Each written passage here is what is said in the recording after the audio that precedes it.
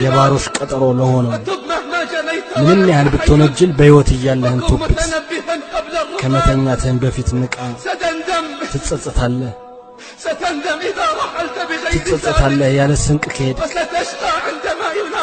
ተጣሪ በሚጠራ ጊዜ ምድለ ቢስ ትሆናለህ።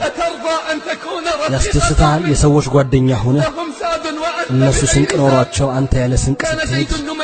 ዘይድ ኑመይሪ እንዲል ነበር፣ ሞት የሚመጣበትን ጊዜ አውቄው ቢሆን ኖሮ በሐዘንና በጭንቀት ተጠብቀው ነበር እስኪመጣብኝ ድረስ። ታዲያ እንዴት ልሆን ነው ሳላውቀው?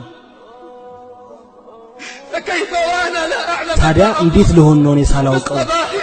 በጧት ይምጣ በማታ የመጨረሻ ንግግሬ ልብ የምትለኝ ከሆነ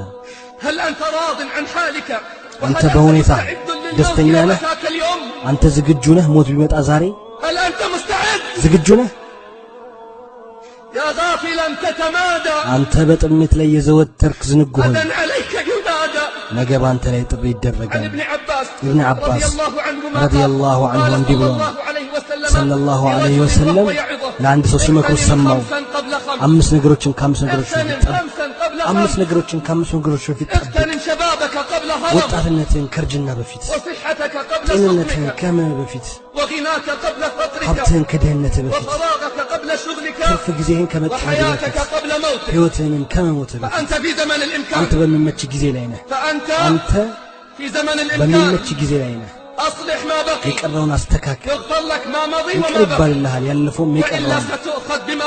ካልሆነ ግን ባለፈውም በቀረውም ትያዛለህ። መቼ ነው የሕይወትን ዋጋ የምናውቀው? ሞትን ስናየው የሕይወትን ዋጋ እናውቃለን። ያኔ እንጠራለን፣ መልስ አይሰጠንም። አላህን ፍሩ የአላህ ባሮች፣ አላህን ፍሩ የአላህ ባሮች። ባለፈው ተገሰጹ፣ ከዘመናትን ባለቀው የሞትን ድንገተኝነትን ፍሩ።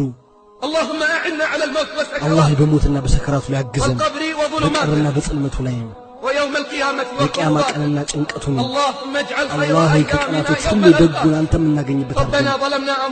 ጌታችን ሆይ ነፍሳችንን በድለናል፣ ካልማርከን ካላዘንክልን ከከሳሪዎች እንሆናለን።